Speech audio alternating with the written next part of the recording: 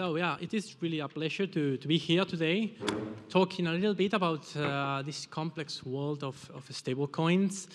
For those that you don't know me, I'm David Tercero Lucas. I'm part also of the Digital Euro Association, also part of the research team of Libs Advisors, that we work mainly on topics related to payments and digital currencies. And before starting with our panelists, let me give you a brief overview, really big overview about the stablecoins, because when I'm thinking about crypto, I tend to think as a kind of inverted pyramid, in the sense that you have on top all the crypto ecosystem, which is right now around 1.2 trillion of market capitalization, and in the bottom you have stablecoins, which is like 122 billion. And if something happens to the bottom of the pyramid, to the stablecoins, then the whole crypto system is going to really destabilize. And this is really important. That's why we are going to be talking a lot about the stablecoins. Saying that, I think that probably you have like around 1 minute per person to introduce a little bit yourself, and after that we can start with the panel. Maybe, yeah, Robert, if you want to start. Sure. Hi, everyone. I'm Robert Richter. Few words about myself. My background is credit risk modeling. I've been doing that for the past 10 years plus, focusing on things like IFRS 9, stress testing, etc. And 3 years ago, I decided to go into the crypto space as well to find out the applications in the banking sector, of course. I work for a company called Xanders. We are a consultancy focused on risk management, so risk, treasury, and finance. And as part of that, I'm heading the FI and the blockchain team here in Frankfurt. I think I'll leave it there.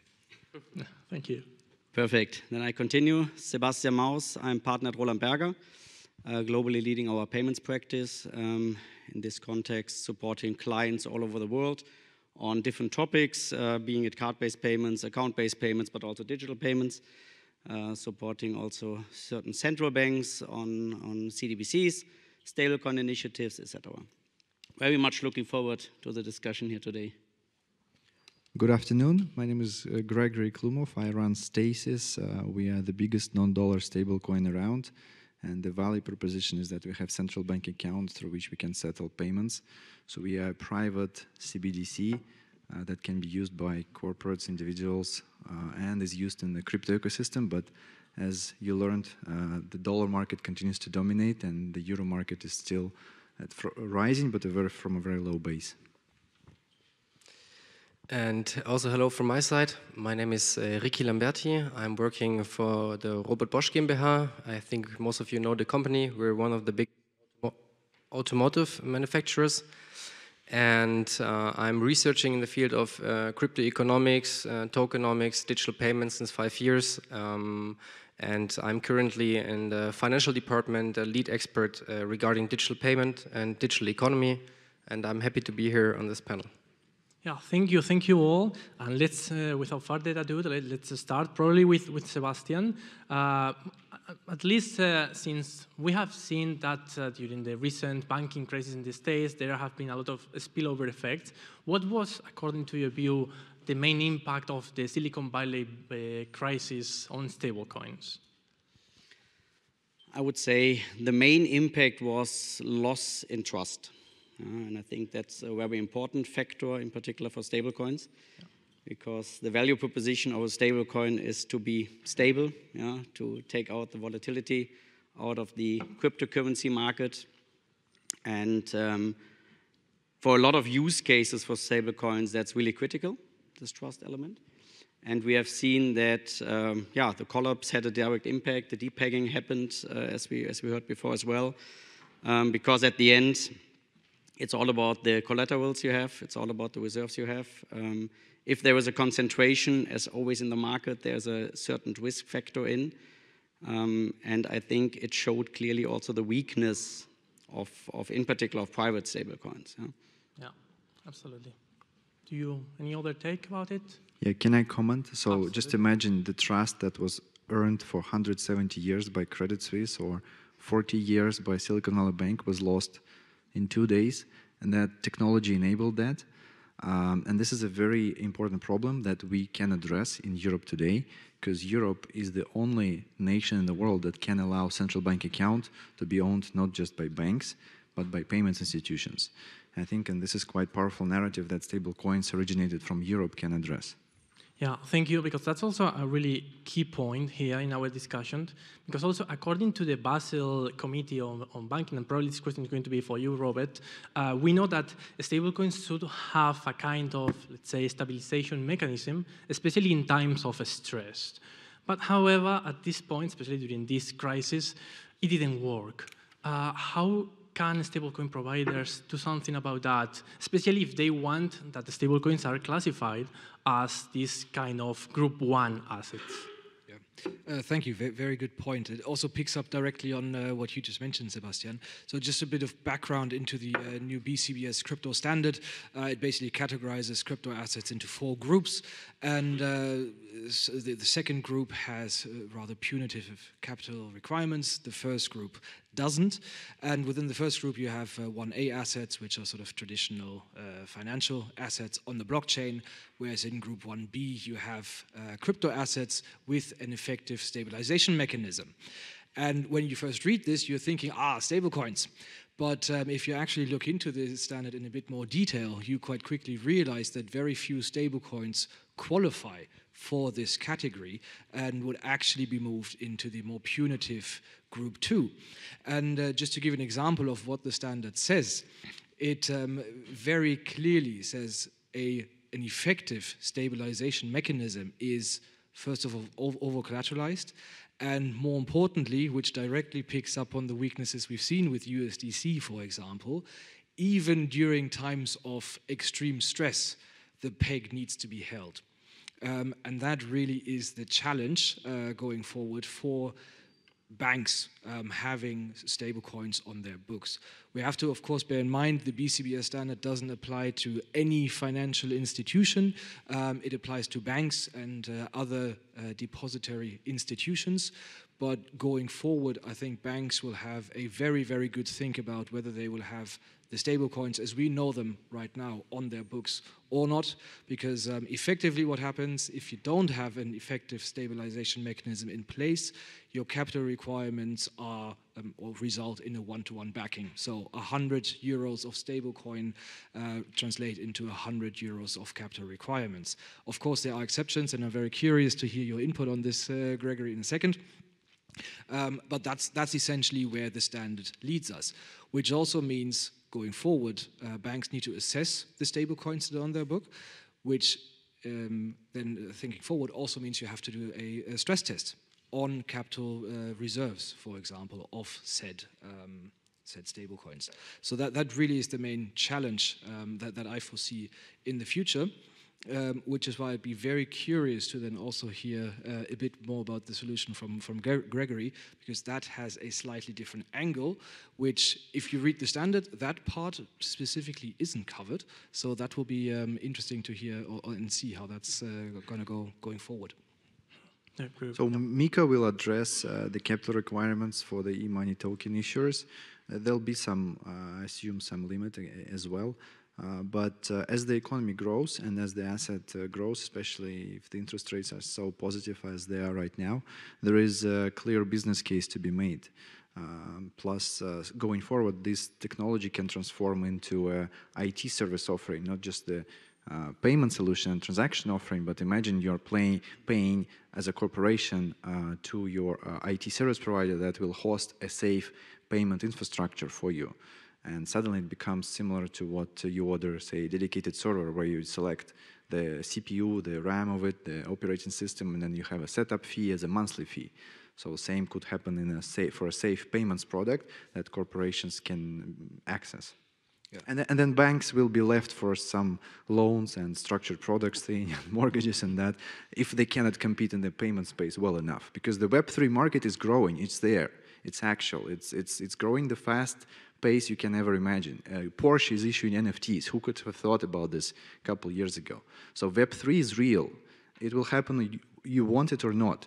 It's just the opportunity now to capture it by a European company, by European participants. Otherwise, we'll be left to American fintechs to dominate this market, as happened with LinkedIn, Uber, Facebook, and you name it, American conglomerates that captured those markets before. maybe just one Absolutely. additional point, because so I was talking about the reserve allocation and the requirements that BCBS, for example, has. The reason I specifically asked for your input is that your setup is a little bit different in terms of where your reserves lie, right? You're directly accessing the central banks rather than having deposits with another bank, for example. Do you maybe want to give a quick overview of how things work at your company? Sure, thanks. So we lived in four macro environments. First, the interest rates were falling, then the interest rates were negative, then they were rising, and say stable at a zero level. So during the era of falling interest rates and negative interest rates, I had to buy bonds. There is no other way to keep cash back in the stablecoin, either just to go into some duration, how they call it. They buy some government bonds of some duration. And then, since you've got the statistics, how much people convert this cash around, the stablecoin around, you can understand that you shouldn't go beyond, say, 70 or 60% bonds. MiCA addresses that the limit should be 70%. So this is what we experimented with, and it works. So we went from 70% bonds to 70% cash to 100% cash. And we navigated 4 market stresses in the crypto space. So far it works, although the amounts are not billions, it's just 100 to 200 million. But I assume the same statistics will work on the bigger numbers as well. Yeah. Thank you, Gary, for mentioning MiCA, because I guess that in the following panel, they are going to talk a lot about it, especially. And I wanted to ask you, which are like the main use cases that you see for stable coins right now? So the main use case right now is accessing the Web3 markets or DeFi markets or crypto markets. So if you want to buy Bitcoin, but you're afraid because it's volatile, you can buy a stable coin transparently from your bank, and then you hold it, then you get comfortable with it, and then you can convert it to something more volatile or more risky than a stable coin itself. Also, there are a lot of use cases for treasuries and for projects that are working in the space. They do payroll. They do payments to contractors, they do settlements for counterparties cross-border, which is very convenient. Blockchain works 24/7, and now we operate across 5 different blockchains, not just Ethereum, so transaction cost is no longer a factor. And the main growing economy around the Web3 market has been consuming stablecoins, because there is no other way to measure value, right? People want to understand how much value they hold. They want to understand how much their assets are worth, and the easiest way for them to use their native currency. Also taxes, right? You have to pay taxes from your proceeds from crypto, so it's easy to convert them to some stable version of euro and then pay it in euro terms. Another use case is crypto exchanges. They can be harmful to your banking relationship. Banks are usually not friendly towards crypto exchanges and sending money to and from.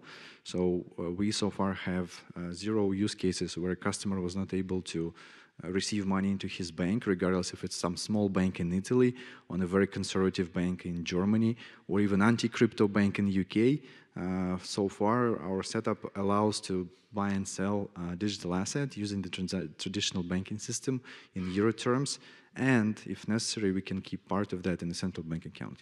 Yeah, so let's think a little bit like, okay, we all know that stablecoins are really used, especially in the crypto sector, in both DeFi and also centralized exchanges. But this one maybe for you, Ricky. Apart from this, which other use cases, like real use cases, may stablecoins have? That's a good question.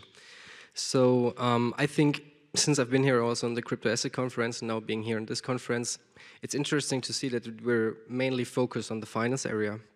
And I really believe that the use cases where we will use stablecoins and tokenized value in different kind of forms will grow and evolve when Web3 and DLT evolves in our daily lives, right? So when we're able to our car will pay the parking lot and our car will pay the charging lot. And if we're interacting with machines, if we're interacting with different kind of devices, in the realm of IoT, let's focus for now on IoT. I think we will come later to the point where we speak about machine-to-machine payments. But I think there we will see then the huge adoption coming in, right? Because we're now currently focusing on the bigger part about the regulation, about the finance side, but I think the mainstream adoption will come as soon as Web3 and DLT and decentralized infrastructure will be in everyone's daily lives established.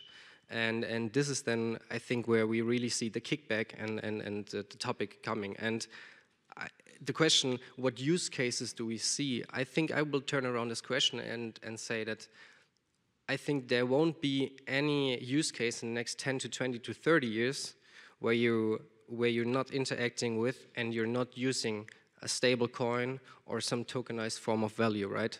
Besides, let's say, cash, but we do not know yet. Or loans. But we do not know yet how long we will have cash available. So therefore, I think that in the next 10 to 20, 30 years, stable coins will grow, and there will be solely use cases where you would have tokenized form of cash. Yeah, thank you. I think I completely agree with Ricky what you said. I mean, you were talking more about like in the Web3 world, we need stablecoins, etc. Yes, completely agree. But I think the huge potential is actually in exactly these topics. No? IoT, machine-to-machine payments, cross-border payments, etc., which is more the old world, yeah, or you called it, or the world of the banks, yeah, where they are currently involved.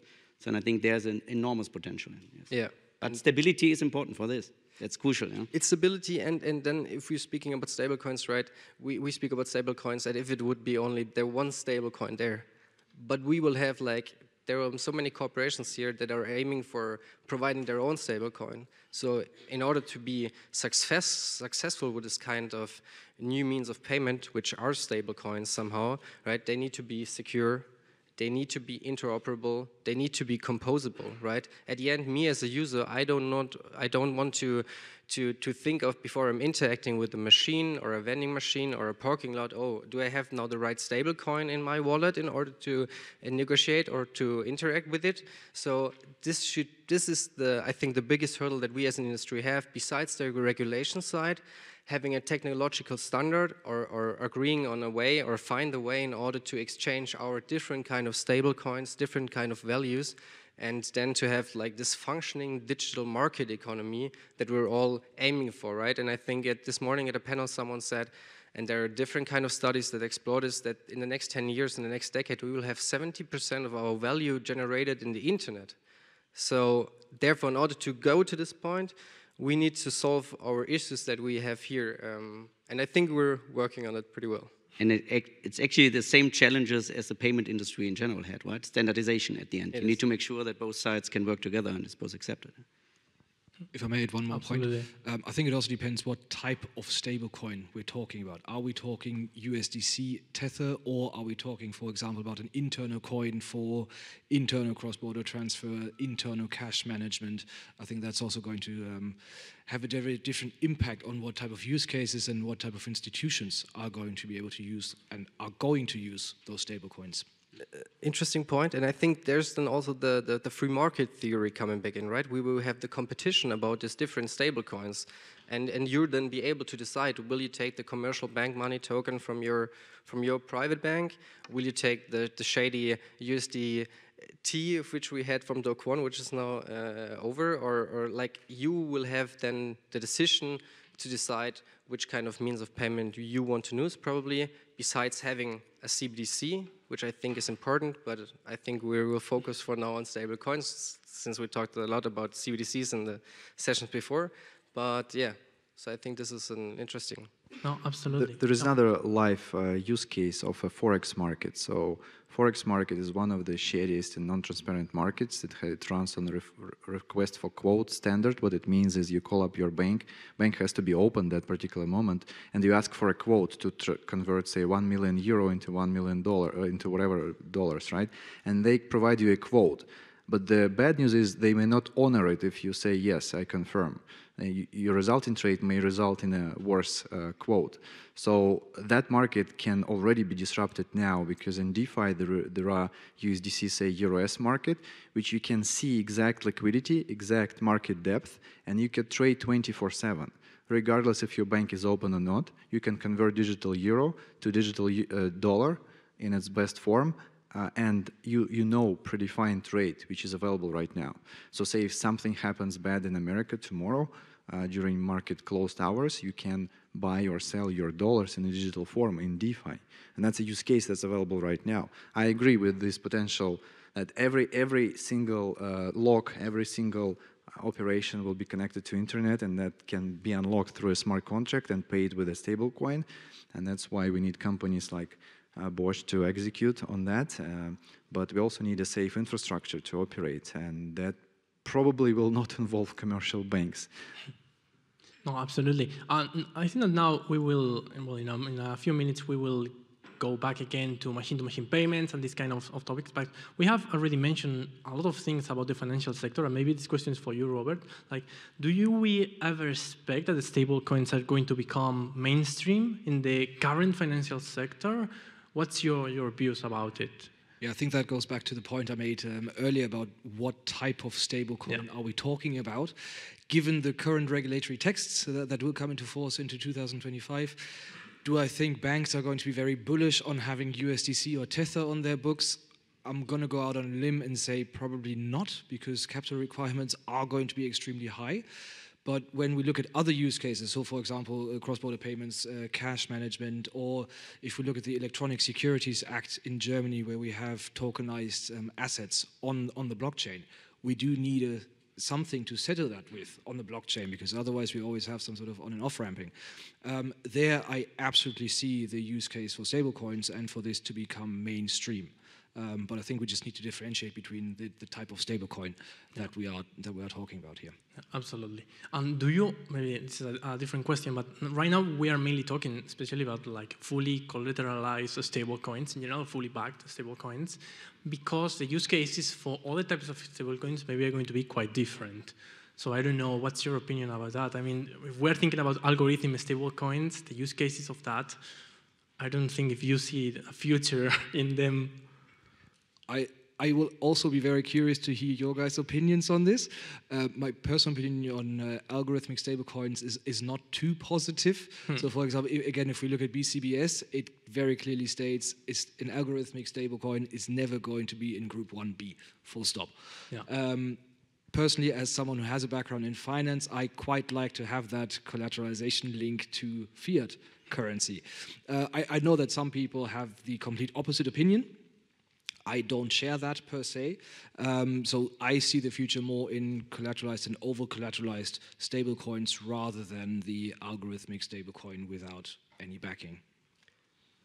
Yeah, valid point. I was researching in this field of stablecoins for a long time, and for me personally, I think that algorithmic stablecoins are from a technical side and also from the kind of knowledge that it has put into it, more interesting than the classical over-collateralized ones that you mentioned, but nevertheless, they all have their drawbacks, right? And if in the event of an avalanche, like we have seen it with many projects yet, and when you're simulating those projects, there's always a time where this system cracks. So I'm also in your favor, and I would say that having an algorithmic stablecoin is hard to keep the peg, even if a tsunami hits. And therefore, I would definitely go for a fully collateralized or over-collateralized. It's theoretically a nice idea, but yes, it's really, really difficult to make it happen. And maybe just to add one point, again, I hope I don't get threats here from Bitcoin maximalists after this panel, but I mean, there's a lot of people that say, oh, well, we should go to Bitcoin because we're decoupled from the central banks, and they are going nuts on the monetary supply. Well, if we really think about algorithmic stablecoins, you can just make them up out of thin air. There's no backing, so there's zero control over monetary supply. So that would be my challenge to the Bitcoin maximalists that say algorithmic stablecoins are the future because they're decoupled from the financial services sector. Well, whether that's really a good thing or not is more than debatable. Yeah. Guys, well, algorithmic stablecoins are mathematically impossible. There is an equation that can easily solve and demonstrate. There is a thing called implied volatility. And you cannot create a low implied volatility asset, putting a high implied volatility asset. It's like jumping above your head on this planet. It's impossible due to gravity. So the same thing. Another example of this implied volatility parameter is stock earnings. Say Tesla reports tomorrow. You will not see it reflected in a share price, but implied volatility is priced by options. And if you look at that market, it prices that there is uncertainty about the earnings that come out. Same thing. So the argument stands. It's mathematically impossible, but it's so funny. It was so funny to see how many people tried jumping above their head in crypto. These experiments will continue, and that's a good thing they fail, because that's how industry learn. If not the hard way in university, then the practical way, just doing things that will not work. In reality, right? Thanks for this clarification.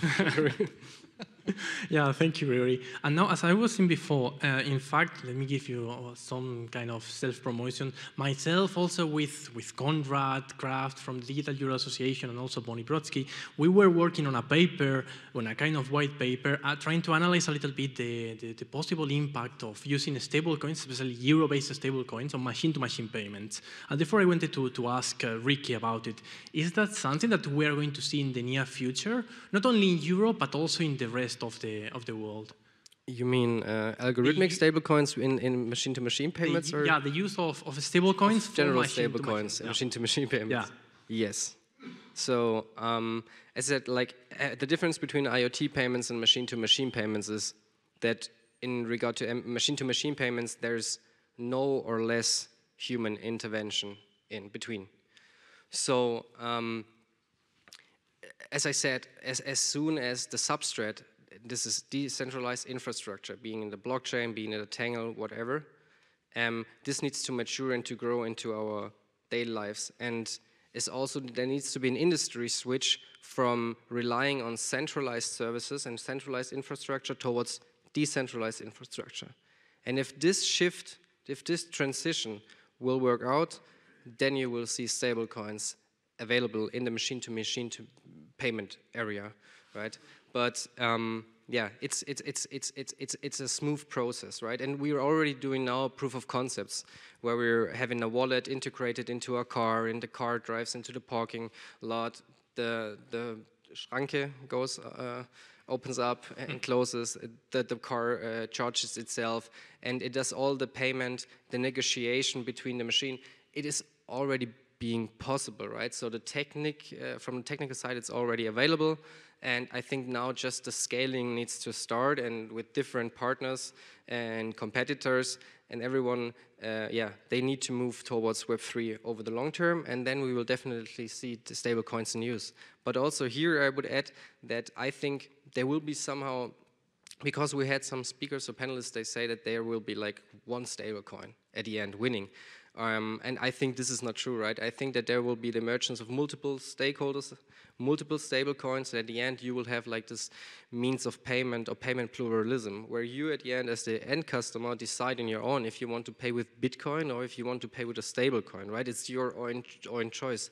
If it makes sense or not, let's put it aside, but at the end you can choose with whatever you want to pay, and I think at the end this will be also made available. I wanted to ask you here, do you think that is gonna bring some interoperability problems at some point, or it can be easily solved? That's a good question. I think those stable coins will solely win, or those crypto payments, let's being Bitcoin, Ethereum, whatever, if they are at the end interoperable and composable, and if they can be used by your grandmother and my grandmother, right? Well, sooner or later.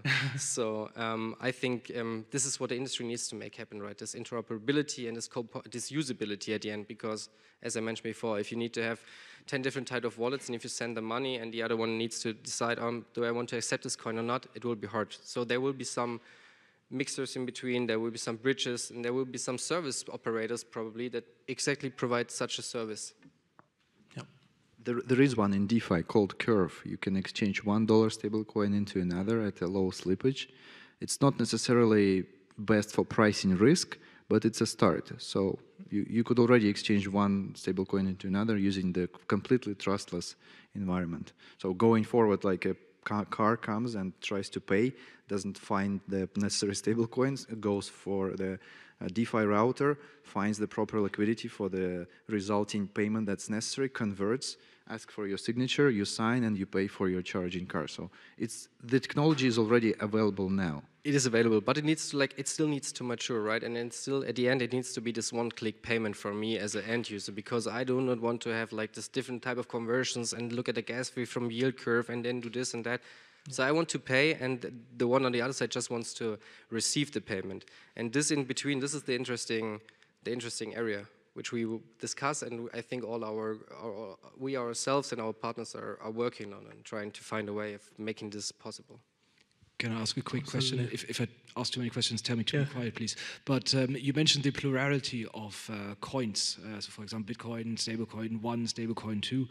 Where do you guys see the industry going? Are we going to have multiple stablecoins and a CBDC at some point? Or are we going to move somewhere where CBDCs are gradually then replacing stablecoins over time? Whoever wants to go first. Happy to answer this. As always in payments, there will be different methods next to each other. I have no doubt. There is no super payment solution or super app or something. This won't happen in Europe. So that's first point. I think the CDBC per se, as we all know, the CDBC we are talking here about, the digital euro for the euro room, has nothing to do with machine-to-machine payments, has nothing to do with token, has nothing to do with blockchain, etc. That's a completely different product. So therefore, I don't think it will be replaced. And even if there will be a CDBC more focused on machine-to-machine payments, wholesale CDBC in the future, some solutions like this, they will still exist next to other solutions. I'm completely convinced about this. Yeah, I wasn't saying that there would be one payment solution. Of course, there will always be different payment solutions. I was just wondering where stablecoins and CBDC then sit in that framework. Thank you. Parallel to each other. Yes, and I would also agree to this. So I believe that stablecoins have their own kind of use case and area of where they are getting used, and also so how CBDCs will do in the future, and probably also for some people that want to pay with Bitcoin, right? So this is like up to the end user who wants to pay what, but having a CBDC and a stablecoin is, in my opinion,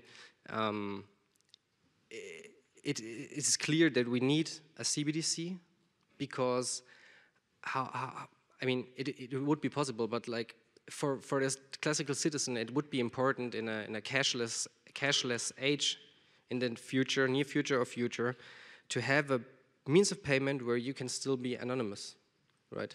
And I think this is something which needs to be guaranteed by the central bank.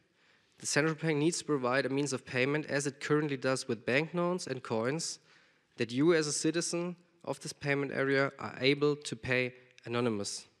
For whatever reason you want to do it, but you should be able to do it. And so I think that you could also incorporate this with stablecoins, I guess. Yeah, this is technologically feasible, but nevertheless I believe that providing a general means of payment with having anonymous features or cash-like features is important and should be provided by the central bank. But here we can only talk about retail CDBCs again. Yes. So nothing for machine-to-machine payments or something. These values will never be anonymous. I think you could use them inside, but it's not about the right amount, right? So an end customer would do it, but between corporations, between looking at a connected industry, if we are sharing in the future an industry with Siemens, with IBM, with whatever corporation, like we won't use a CBDC within inside the factory. And I think privacy is an important factor. Yeah, but we also know, you're coming back to the financial system, you come from the finance industry, so you understand also the problems. There are some problems with privacy, as you all know. So. There are some problems, but I think this is the only real problem that the CBDC should solve, right? Like being, someone said it this morning, cash plus, and I like this word really much because it needs to be like a digital version of cash. And I think this is and then they were also talking about the use case and about adoption and about when the CBDC will be successful, right? And the question is not about being a programmable means of payment that you could use into smart contracts and everything that you could dream of. I think basic functionalities, right? Having something that you could use for offline payments and something that you could use and spend anonymous.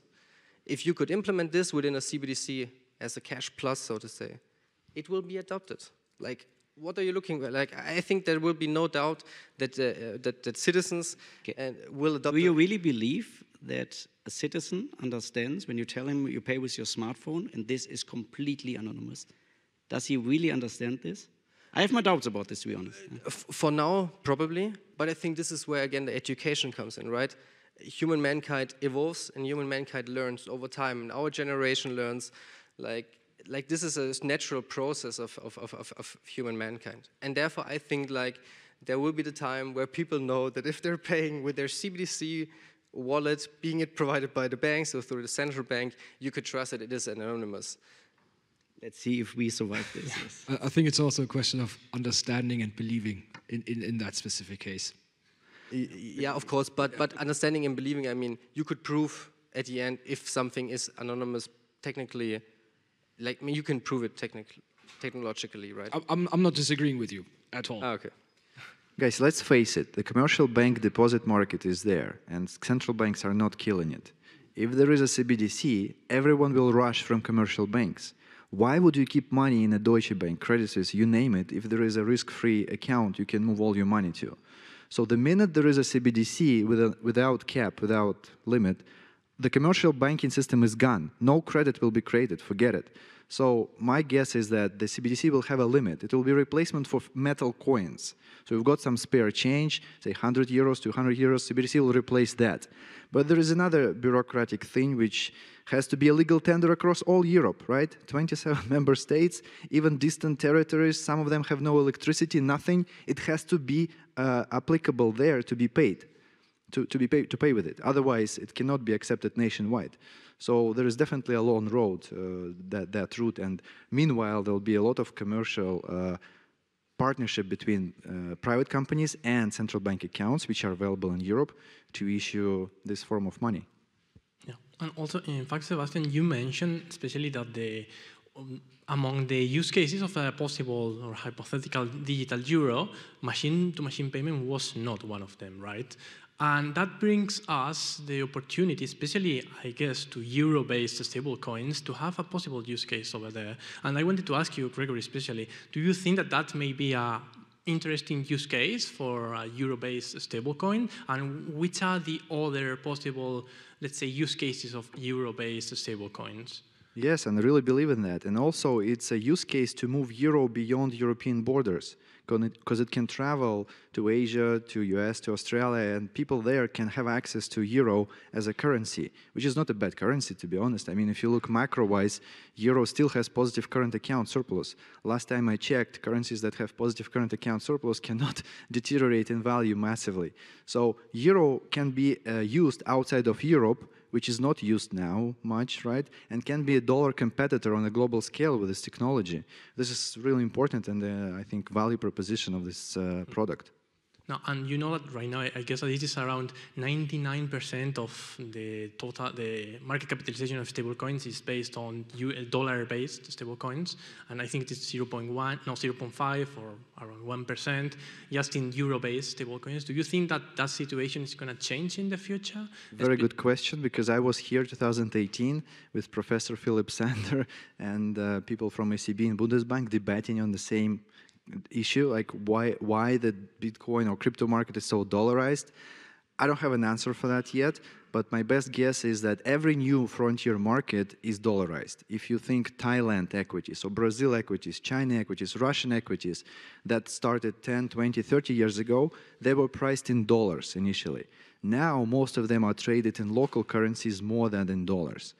And there is also a trend of de-dollarization finally, 40 years into this slavery, right? So there'll be some movement outside of dollars, and the world needs a proper alternative, which euro definitely could be one of the best alternatives out there, because it's backed by 400 million people, 17 trillion economy, and a positive current account. So all the arguments are there. It's just need a little bit of help from technological standpoint, because European banks are not servicing these clients. You can hardly get an account in European bank without a local residence permit.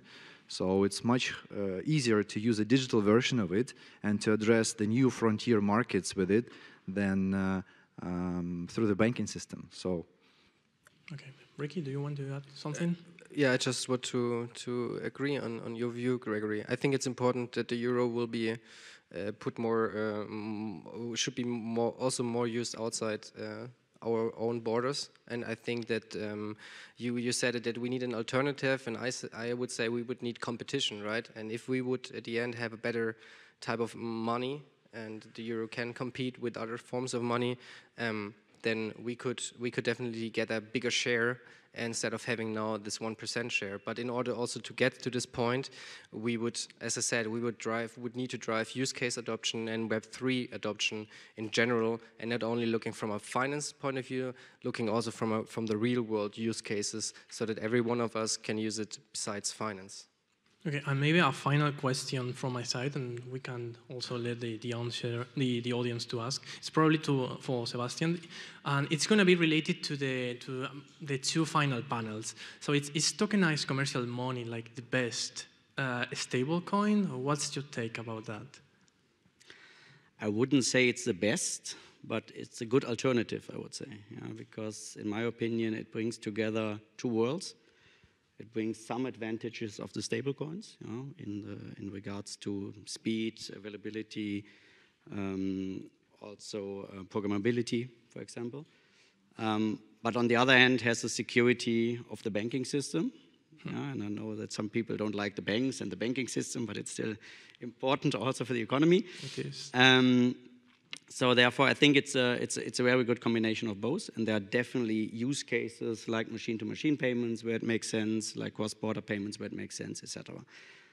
However, and there we come a little bit to the discussion, one stablecoin versus several. I'm afraid that it will be a very fragmented market, that the banks, again, in brackets, cannot find a joint solution. And then you will run around in Europe and have a BNP Paribas stablecoin, Deutsche Bank stablecoin, etc.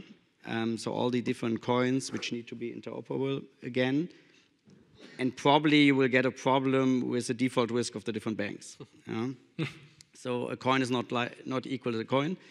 So therefore, you don't have the whole deposits of the banking industry behind, but just of individual institutions, and that's obviously a problem again. So, and we don't want that companies like Bosch need to hold 40 different coins, and need to have bank accounts at every institution, to have the deposits to be able to hold the coins. So I think the banks need to understand that they're not competing between each other anymore in the payment space, that they are competing with completely different players. And should not be afraid if we have one coin, we lose a competitive edge against our competitor, our competitive bank, but more thinking about we need to defend the banking industry in Europe against other attackers. Yeah.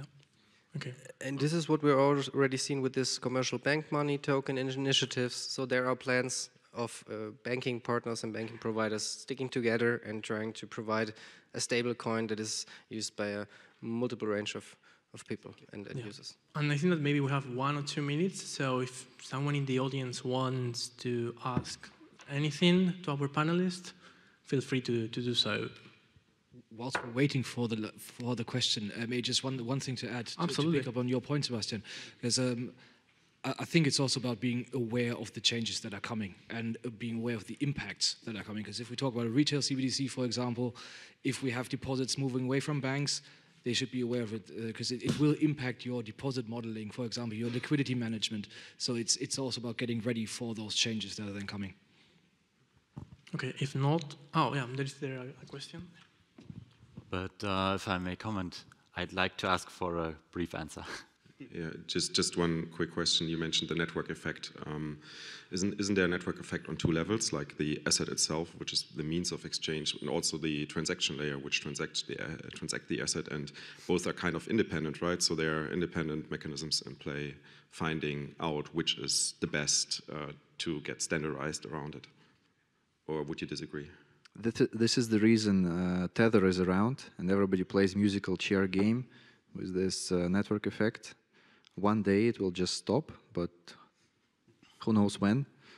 So yeah, network effect is there, it's real, people value it, and at the end of the day people want transaction at a less friction, so they choose the more liquid and the less costly way to transact, and if it's illegitimate way for now, then people go for it, So network effect is definitely there, but in order to get it, you need to spend a lot of time and effort, and if you have a first move advantage, yes, great, but for latecomers, it's much harder to achieve that.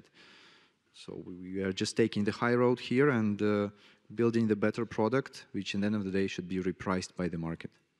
Yeah. Okay, I think that we are running out of time, so thank you so much for your attention.